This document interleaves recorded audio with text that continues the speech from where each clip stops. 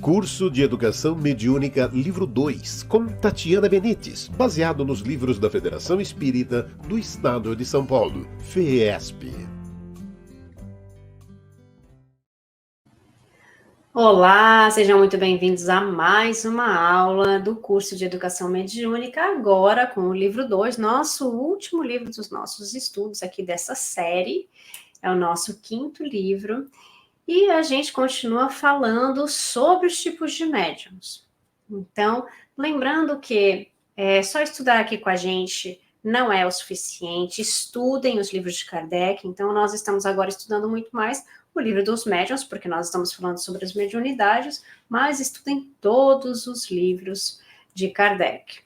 Bom, hoje a nossa segunda aula, na primeira parte, fala sobre médiuns passivos, mecânicos ou inconscientes, intuitivos, inspirados, médiuns psicofônicos ou de incorporação. Então a gente vai começar falando sobre os médiuns escreventes ou psicógrafos. Das múltiplas formas de comunicação mediúnica, a psicografia é certamente a mais segura, a mais completa e a mais fácil de fiscalizar. Pode, inclusive, produzir-se em plena luz. Todos os esforços devem ser feitos para o desenvolvimento, porque, através desse mecanismo, é que se permite estabelecer relações permanentes e regulares com os espíritos. Foi pela psicografia que Allan Kardec deixou as obras da codificação, convindo a notar que, de início, Kardec usou a cestinha de Vimy para as comunicações com as meninas Baudin em suas pesquisas sobre os espíritos. Isso está no Livro dos Médiuns, segunda parte, capítulo 13, itens 152 ao 158. Assim, dentro dessa característica mediúnica, pode-se dividi-la em médiuns mecânicos, intuitivos, semimecânicos e de inspiração. Então, vamos lá. Letra A. Mecânicos ou autômatos. São os médiuns que não têm consciência do que escrevem. O espírito expressa seu pensamento agindo diretamente sobre a mão do médium, de forma a não ocorrer influência por parte do pensamento do intermediário. O médium toma conhecimento do pensamento do espírito depois que escreveu. A escrita, às vezes, é limpa e legível. Em outras, é ilegível, com muita dificuldade para ser lida. Essa faculdade é a que maior garantia oferece, porque o médium não é mais que um instrumento, isto é, um agente passivo, e não deixa a menor dúvida sobre a independência do espírito comunicante. No entanto, devem-se discutir e averiguar as produções do além com a mesma liberdade de apreciação com que se julgam as dos autores terrestres. A primeira epístola de João, capítulo 4, versículo 1, adverte: não acrediteis em todos os espíritos. Letra B, médiuns intuitivos. São os médiuns que têm consciência do que escrevem, embora não exprimam o próprio pensamento. O espírito atua sobre a alma do médium, com a qual se identifica. A alma, sob esse impulso, dirige a mão e esta dirige o lápis. Isso está no Livro dos Médiuns, segunda parte, capítulo 15, item 180. No mesmo item, diz Kardec que o papel do médium mecânico é o de uma máquina. O médium intuitivo age como o faria um intérprete. O médium toma consciência do pensamento do espírito antes de o escrever. Daí os riscos de sua interferência nas comunicações. Nem sempre é fácil distinguir se o pensamento é do espírito ou do médium. Neste caso, deve-se examinar com acuidade o texto, porquanto o pensamento sugerido nunca é preconcebido pelo médium. Nasce à medida que a escrita vai sendo traçada, e a miúde é contrário à ideia que antecipadamente se formara. Pode mesmo estar fora dos limites dos conhecimentos e capacidades do médium. Letra C. Semimecânicos. São os médiuns que sentem uma impulsão dada à sua mão para escrever, mas ao mesmo tempo têm consciência do que escrevem. Isso está no Livro dos Médiuns, segunda parte, capítulo 15, item 181. O médium toma conhecimento do pensamento do espírito no mesmo instante em que escreve. E também temos a letra D, médiuns inspirados. Formam uma variedade de mediunidade intuitiva, sendo muito difícil distinguir quando o pensamento é do médium ou do espírito. No Livro dos Médiuns, segunda parte, capítulo 31, item 10, sobre os médiuns, lê-se: todos os homens são médiuns, todos têm um espírito que os dirige para o bem, quando eles sabem escutá-lo. Na mesma mensagem, o espírito comunicante diz: ouvi, pois, essa voz interior, esse bom gênio que vos fala sem cessar, e chegareis progressivamente a ouvir o vosso anjo da guarda, que vos estende a mão do alto do céu. Repito, a voz interior que fala ao coração é a dos espíritos bons, e é desse ponto de vista que todos os homens são médiuns. Livro dos Médiuns, segunda parte, capítulo 15, item 179 a 182. Muitos homens escutam essa voz interior. É o que se chama inspiração. Eles escrevem livros, poesias, pintam quadros, descobrem leis físicas, químicas, vacinas, medicamentos. Assim foram Sócrates, Joana d'Arc, Pasteur, Sabine, Fleming e tantos outros. Médiuns psicofônicos ou de incorporação.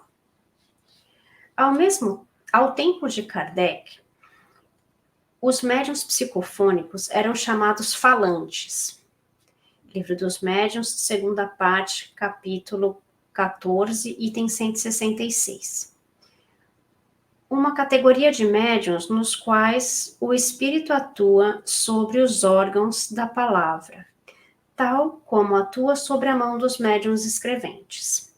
Ensina Herculano Pires, em seu livro Mediunidade, capítulo 5, que o ato mediúnico é o momento em que o espírito comunicante e o médium se fundem na unidade psicoafetiva de comunicação.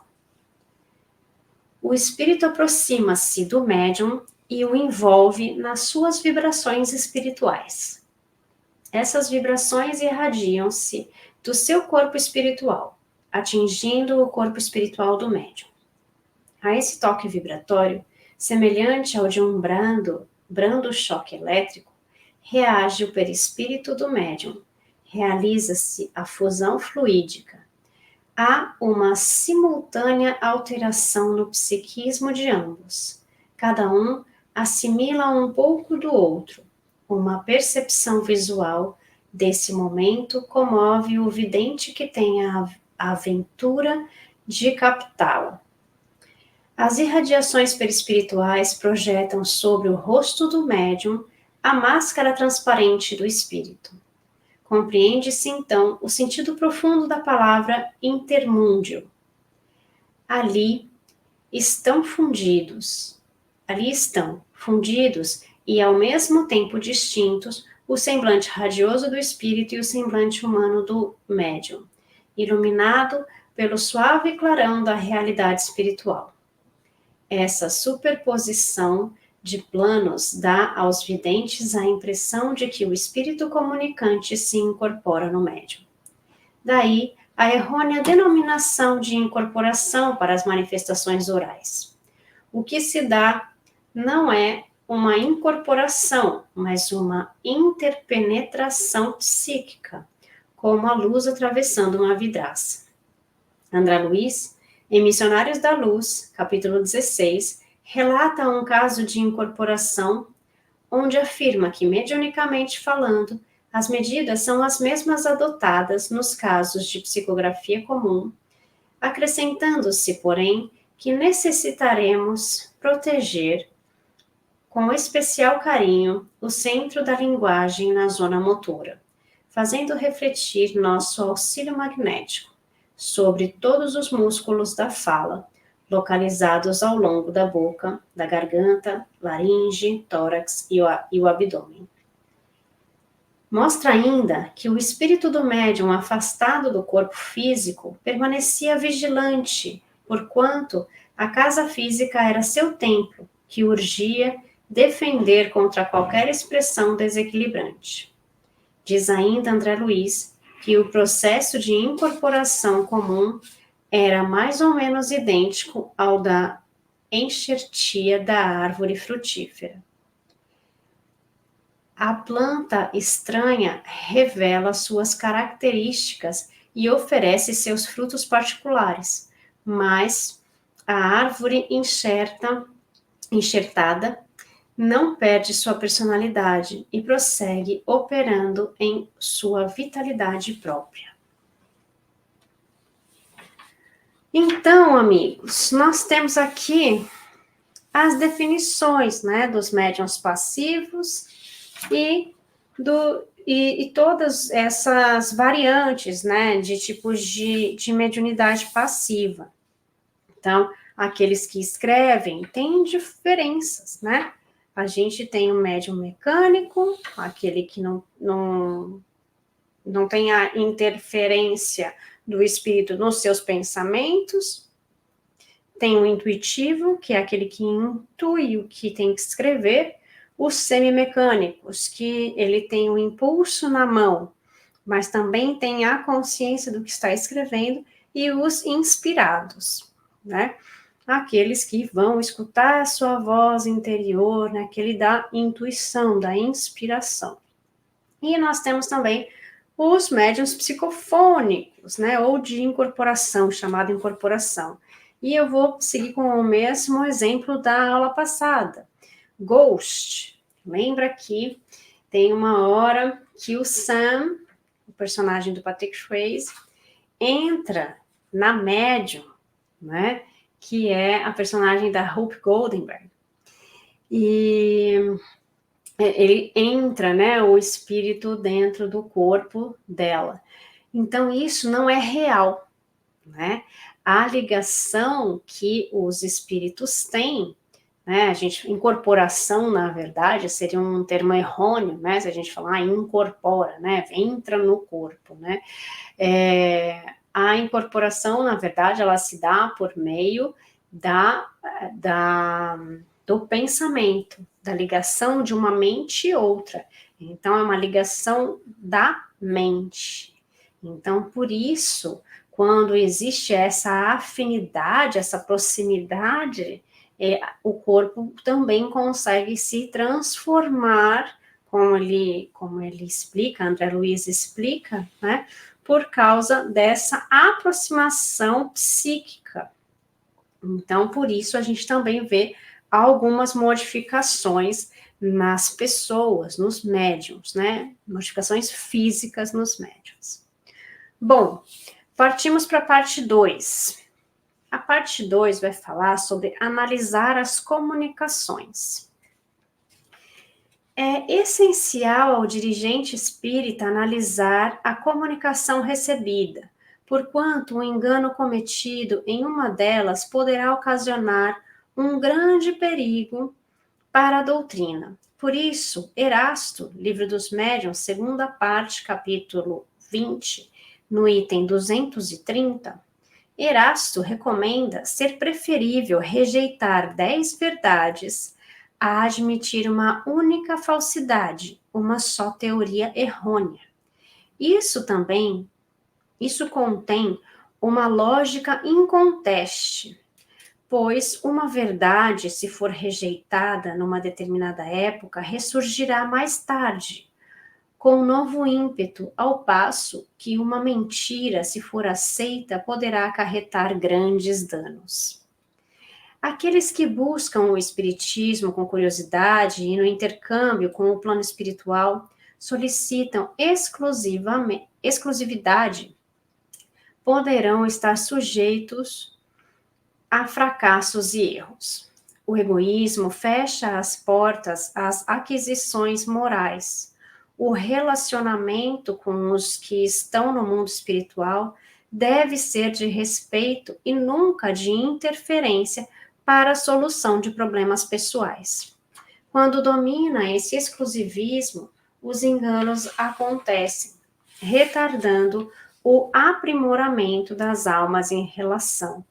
No mais, os bons espíritos não mandam o homem fazer isto ou aquilo, interferindo em seu livre-arbítrio, porquanto cabe ao homem a responsabilidade de seus atos. Lê-se no Evangelho segundo o Espiritismo, capítulo 13, item 13, a seguinte recomendação: não vos digo o que deveis fazer. Deixo iniciativa aos vossos bons corações, pois, se eu vos ditasse a linha de conduta, não teríeis o mérito de vossas boas ações. Muitas vezes também, pessoas bem intencionadas, sinceras, mas inscientes das próprias necessidades, organizam programas de assistência e divulgam inverdades. Por isso, o apóstolo João Evangelista recomendava ser fundamental que o homem atentasse não para quem fala com o espírito, mas para a essência de suas palavras. Não queirais crer em todo o espírito, mas examinai os espíritos, para ver se são de Deus. Primeira Epístola de João, capítulo 4, versículo 1. Allan Kardec, quando da codificação do Espiritismo, não aceitava uma mensagem para publicação sem fazer criteriosa análise dela, comparando-a com comunicações do mesmo teor recebidas em outras regiões do mundo. Afirmava Kardec que, em sua posição, havia recebido comunicações através de diferentes médiuns, vindas de muitos centros espíritas sérios, espalhados por diversos pontos do mundo, estando, portanto, em condições de aquilatar quais os princípios em que a concordância se estabelecia. Por isso, quando Camille Flammarion fez o discurso à beira do túmulo de Kardec, o denominou de bom senso encarnado. Escreve ainda Kardec, estabelecendo o princípio da concordância para fixar princípios da doutrina que a única garantia segura do ensino dos espíritos está na concordância existente nas revelações feitas espontaneamente através de um grande número de médiuns, estranhos uns aos outros e em diversos lugares. Tanto o Antigo como o Novo Testamento são prodígios na citação de comunicações dadas por espíritos. Não somente os profetas, mas também outros personagens dessas escrituras o fizeram, salientando-se entre eles a figura exponencial do grande legislador hebreu Moisés, sem falar de Jesus, que no alto do Monte Tabor, se transfigura para falar com os espíritos de Moisés e Elias. É, pois, pela realidade desse intercâmbio e por saber que os espíritos nada mais são que as almas dos homens que se foram do planeta, na sua grande maioria, ainda ignorantes e maldosos, que se devem analisar criteriosamente suas comunicações.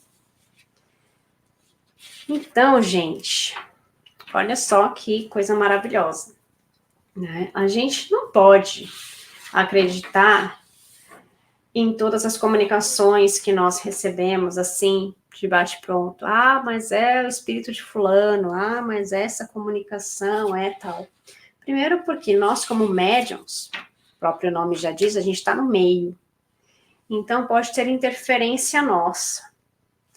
E por isso, a gente tem que tomar muito cuidado quando nós recebemos uma comunicação para outras pessoas, né? Para transmitir a outras pessoas. Porque a gente precisa ver a veracidade dessas comunicações. Como fez Kardec? Kardec, ele comparou diversas comunicações antes de passar isso adiante. Então, ele analisou as mensagens que ele recebia e ele comparava as respostas que ele recebia dos espíritos para ver se eram coerentes e se tinha, né, alguma discrepância. Então, esse foi o método que ele utilizou. Nós precisamos tomar cuidado com a quantidade de mensagens que a gente recebe e com o teor dessas mensagens. Então, muito, muito cuidado antes de repassar mensagens a outras pessoas para que você não tenha problemas, né, com esse tipo de mensagens. Tá? Temos que tomar muito cuidado antes de passar uma mensagem para alguém e falar, olha, é seu filho, foi seu pai. Então, é muito pessoal tudo isso, né? A gente tem a opinião do outro, mas a gente tem a experiência do outro. Então, sem a gente ter uma segurança da mensagem, não repassem, né? Esperem ter a certeza disso. E tomar cuidado com o teor das mensagens, né? Porque muitas vezes a gente está colocando ali o que nós gostaríamos de falar para o próximo. E daí é coisa do nosso espírito e não de qualquer outra comunicação. É o que nós chamamos de animismo. Mas a gente ainda vai estudar mais assim, tanto é que a próxima aula a gente vai falar da natureza, das comunicações. Então, espero que vocês tenham uma ótima semana e a gente se encontra na próxima semana para estudar um pouquinho mais. Fiquem com Deus e até mais. Curso de Educação Mediúnica, livro 2, com Tatiana Benites, baseado nos livros da Federação Espírita do Estado de São Paulo, FEESP.